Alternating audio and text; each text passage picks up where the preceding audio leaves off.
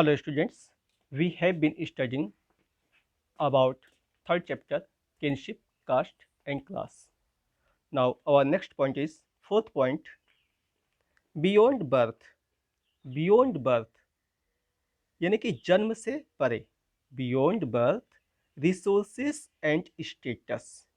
Resources means बेटा संसाधन and status means जो है मतलब प्रेस्टीज, इमेज, प्रतिष्ठा. यानी रिसोर्सेज एंड स्टेटस संसाधन और प्रतिष्ठा. Let us start. We have studied that these groups such as slaves यानी दास, लैंडलेस एग्रीकल्चर लेबर्स यानी भूमिहीन कृषि मजदूर, हंटर्स शिकारी, फिश फॉल्क मछुआरे, पैस्टलिस्ट्स चरवाहे, पीजेंट्स किसान, विलेज हेडमैन यानी गांव के मुखिया, क्राफ्ट पर्सन्स यानी शिल्पकार, मर्चेंट्स व्यापारी एंड किंग्स और राजा लोग. all of these all of these were emerged as social actors in different parts of the subcontinent. मतलब all of these ये सारे के सारे लोग थे ना. all of these were emerged as a social actor in the different parts of the subcontinent. मतलब ये सारे के सारे लोग जो है ना एक सामाजिक अभिनायक के रूप में सब कॉन्टिनेंट उपमहाद्वीप के विभिन्न हिस्सों में जो है उद्भव हुए थे यानी आए थे लोग. ठीक ना. And what were their social positions for it? Their social positions were often shaped by their access to economic resources. इसका मतलब बेटा उनके सामाजिक स्थान जो है ना इस बात पे निर्भर करते थे कि ये आर्थिक संसाधन जो है ना उन पे उनकी कितनी पकड़ है. How was the controlling of those persons on economic resources. यानी ये जो आर्थिक संसाधन है उन पे उनका कितना नियंत्रण था इस बात पे उनकी सोशल पोजीशंस यानी उनका सामाजिक स्थान डिसाइड होता था. ठीक है. और अब चलते हैं बेटा next 4.1 point gendered access to property. Gendered gendered access to property. Gendered का मतलब हो गया बेटा स्त्री पुरुष. इसका मतलब हुआ कि gendered access to property. Access to property का मतलब है संपत्ति पर अधिकार है ना. जेंडर्ड स्त्री पुरुषों के जेंडर्ड एसेस टू प्रॉपर्टी यानी संपत्ति पर स्त्री व पुरुषों के अधिकार.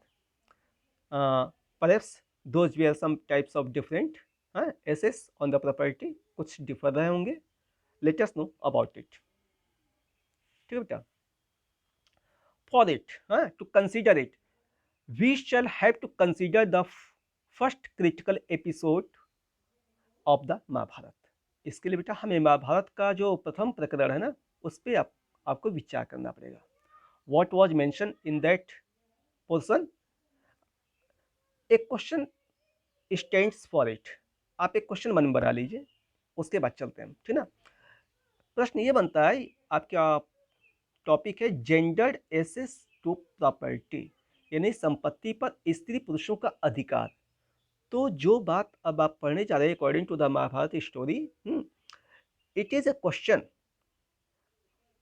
What is that.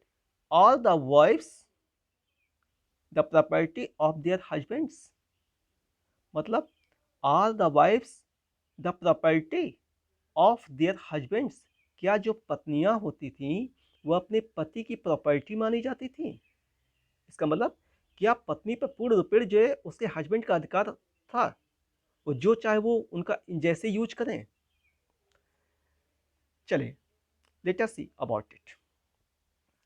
We know it very well that there was a long period rival between Kauravas and Pandavas. हम लोग को पता है बेटा कौरवों और पांडवों के बीच में बहुत लंबा जो विद्रोह चल रहा था. And that rival was only due to the kingdom, due to the state, due to the property. संपत्ति को, सिंहासन को और राज्य को लेकर के कौरवों और पांडवों के बीच में झगड़ा हो रहा था। ये आप जानते हैं बेटा। Pandavas were the son of Pandu and Kauravas were the son of Dhritarashtra, and Pandu and Dhritarashtra were the real brothers। ये आप जान रहे हैं। तो चलते बेटा। The eldest of the Pandavas was Yudhishthira. Pandava में जो सबसे बड़े थे वो युधिष्ठिर थे। दीज वेर 5 इन नंबर्स, और ये लोग संख्या में 5 थे। While the eldest son of Kauravas was Duryodhana and he was 100 brothers, यानी कौरवों की संख्या 100 थी, उसमें सबसे बड़े जो थे वो दुर्योधन थे। तो बेटा जब ये झगड़ा चल रहा था ना, during the course of long drawn rivalry, during the course of long drawn rivalry, जो लंबे समय तक युद्ध चल रहा था, उसी बीच में क्या हुआ, once upon a time Duryodhana invited Yudhishthira to play a game of dice, to play a game of dice.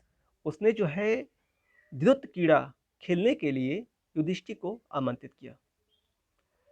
बेटा द्रुत कीड़ा मतलब जस्ट लाइक मतलब gambling. everyone knows that it is not a good thing, but it was the system of the past periods that if anyone invited to third person, he had to accept his challenge और invitation. जब कोई भी बुलाता था उसको जो है दूसरे व्यक्ति को स्वीकार करना पड़ता था। इट वॉज द सिस्टम उस समय का। मतलब जब दुर्योधन ने जो इनवाइट किया तो Yudhishthira had to accept his invitation for the game of dice. उसके लिए जो है युधिष्ठिर को राजी होना पड़ा, सहमत होना पड़ा, स्वीकार करना पड़ा था। चलते बेटा। And towards the Pandavas Yudhishthir was leading in that game, and towards the Kaurava Shakuni, हाँ, who was the uncle, उसके मामा थे, of Duryodhan, he was leading। You know it very well that Mama Shakuni was so cunning, so cheater, great cheater, huh? He wanted to take revenge from Pandavas, he wanted to destroy them absolutely। वो उनको पूरी तरह से बर्बाद करना चाहता था और एक नंबर का बेईमान था, हैं? He was expert in cunning in the game of the dice, यानी कि जो पासे का खेल था ना दूध कीड़ा, उसमें जो है बहुत स्पेशलिस्ट था वो बेईमानी करने के लिए। तो चलते हैं बेटा। और इस कहानी को आप जानते हैं, you know it very well that when Yudhishthir accepted his challenge and he stacked many things on that game. Stacked means उन्होंने दांव पे लगा दिया, तमाम चीजें दांव पे लगाई, such as all the gold which he had, मतलब जो कुछ भी उनके पास सोना था पूरा का पूरा जो सोना उन्होंने दांव पे लगा दिया। हिज एलिफेंट्स, उनके पास जो हाथियों की संख्या थी सेना में वो सब, चैरियट्स जो उनके पास रथ थे, स्लेव्स जो दास थे, आर्मी अपनी सेना को दांव पे लगा दिया, ट्रेजरी जो भी खजाना था, संग्रह था, उसको दांव पे लगाते चले गए। यानी 1 by 1 वो जो है ही वॉज स्टॉकिंग, वो दांव पे लगाते जा रहे थे।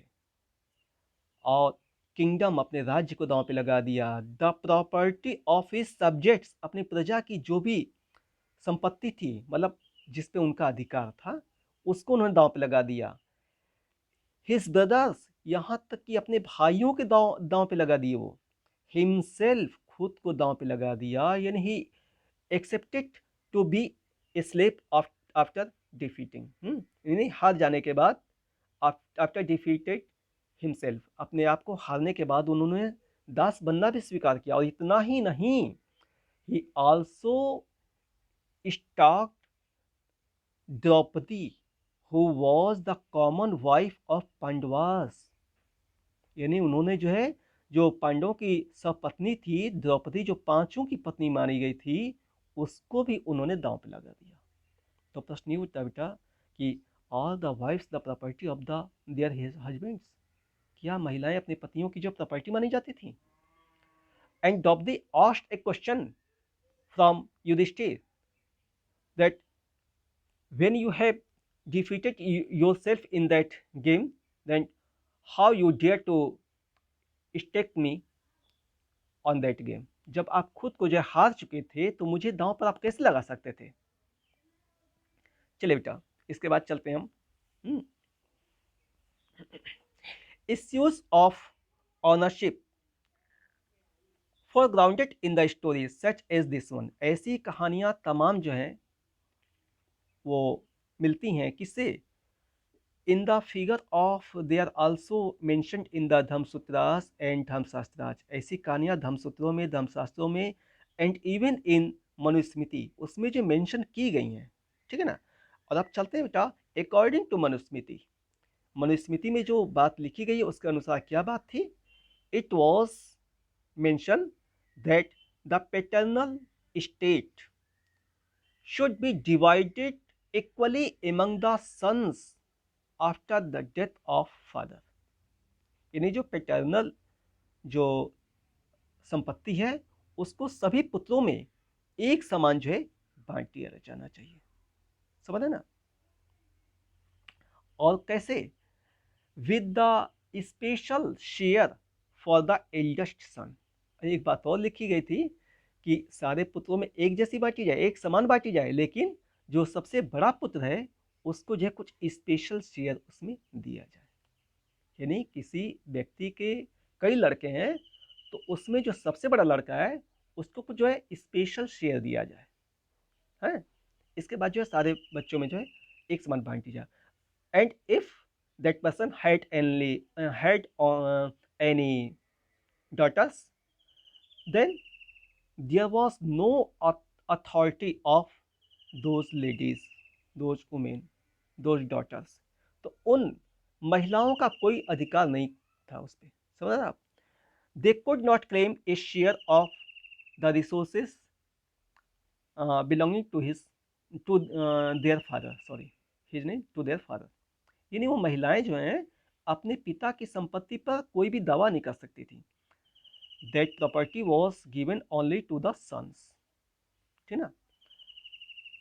चलिए बेटा, और but it was definitely that women were allowed to retain their स्त्री धन। एक बात थी कि उनको अपना स्त्री धन रखने की जो है पूर्णतः इजाजत थी। What was स्त्री धन? Let us know about it. What was स्त्री धन? स्त्री धन क्या था बेटा? स्त्री धन was that क्या कहोगे उसको? Those things which were given to the daughters at their marriage period, marriage time as a gifts। यानी उन लड़कियों के विवाह के समय जो भी गिफ्ट दिया जाए, पैसा, रुपया, गहना, जो कुछ भी है, चाहे वो वर पक्ष की तरफ से दिया गया हो वो, या उनके पिता की तरफ से, अपने रिश्तेदारों की तरफ से दिया गया हो वो, उस सारी संपत्ति पे जो है सिर्फ उस लेडी का जो है अधिकार होता था और वो उसे जो है स्त्री धन कहा जाता था। समझना बेटा? एंड दैट स्त्री धन could be inherited by their children. यानी उस स्त्री धन पर जो है उस महिला के बच्चों का अधिकार होता था। समझना बेटा? Without the husbands any claim of it. यानी दोज स्त्री धन which possesses to the women went to their children without any claiming of their husband। यानी जो भी संपत्ति उस महिला के पास होती थी इस धन के रूप में, उस पर पूरा अधिकार उसके बच्चों का होता था और उस पर उसका पति भी कोई अपना दावा नहीं कर सकता था। ये बात थी। समझ रहे बेटा? मनुस्मृति में क्या लिखा था? That paternal state should be divided equally among the sons, but the eldest son should be given a special share। लेकिन बड़े बेटे को जो कुछ अधिक हिस्सा दिया जाना चाहिए। While the daughters were cut off, मतलब separated from those properties, they could not claim for the property महिलाएं उस पर जो है यानी लड़कियां उस पर जो है अपना क्लेम नहीं कर सकती थी, but they were allowed to retain their इसीधन, लेकिन उन महिलाओं को इसीधन रखने की पूरी स्वतंत्रता थी। इसीधन वॉज व्हाट वॉज इसीधन? इसीधन was all types of gifts which they got at their marriage time. जो कुछ भी उनको जो है शादी के समय मिलता था वो उनका इसीधन माना जाता था, एंड दैट इसीधन was inherited to their children without any claim of their husbands। यानी उस स्त्रीधन पर जो है उस महिला के बाद उसके बच्चों का अधिकार होता था, न कि उनके पति का। दे कुड नॉट क्लेम, यानी husbands could not claim for that stridhan. चले नेक्स्ट बेटा। But even though the womens were warned, the womens were warned, what types of warning to the womens? They were warned that they were not allowed to holding family property at any rate, even their own valuable things। इसके बावजूद भी उनको एक चेतावनी दी गई थी कि उन्हें जो है पति के परिवार से रिलेटेड कोई भी संपत्ति होल्डिंग करने की, यानी जमा करने की छूट नहीं है, भले उनकी वैल्यूएबल चीज़ें ही क्यों ना हो, उसको छुपा के नहीं रख सकती थी। जब कभी भी पति को आवश्यकता हो they should given those things, उन्हें उन चीज़ों को दे देना चाहिए था। ये बात भी वार्निंग दी गई है मनुस्मृति में। दो तरह की बातें कही गई हैं, सोच लीजिए। यानी कि एक तो यह है कि इसी धन पे जो उन्हीं का अधिकार है, उसके बाद जो उनके बच्चों को जा रहा है और उस पर पति कोई क्लेम नहीं कर सकते हैं। दूसरी तरफ जो उनको वार्निंग भी दे रही है, they are not allowed to holding the family property even their own valuable things. जो उनकी खुद की जो है चीज़ है, गहने हों या जो कुछ भी हों, उस पर भी जो उनका अधिकार नहीं, जब कभी भी पति को आवश्यकता हो उन्हें देना पड़ेगा। और एक है बेटा एग्जाम्पल हम मतलब पढ़ चुके हैं पिछले चैप्टर में। We have studied the name of a queen Prabhavati Gupta. She belong to Guptas rulers. She was daughter of Guptas rulers and she was married in Vakataka families. यानी वाकाटक परिवार में उसका विवाह हुआ था, and due to some reasons her husband died and her son was so younger, so that she controlled the whole state। उसने जो पूरे राज्य पर अपना खुद का नियंत्रण किया था, and she also used to give the lands and the monies to the persons जिन्हें आवश्यकता होती थी उन्हें दिया करती थी। what it means, इसका मतलब ये बेटा कि उस समय क्या महिलाओं को अधिकार था? तो बेटा for it epigraphical and textual things are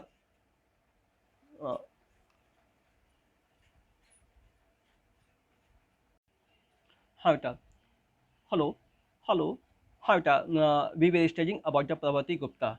यानी वो जो है कंट्रोलिंग करनी थी। तो what it means, the epigraphical and textual things suggests what they suggest? They suggest that the upper class women may have had access to resources and cattle and money were generally controlled by men।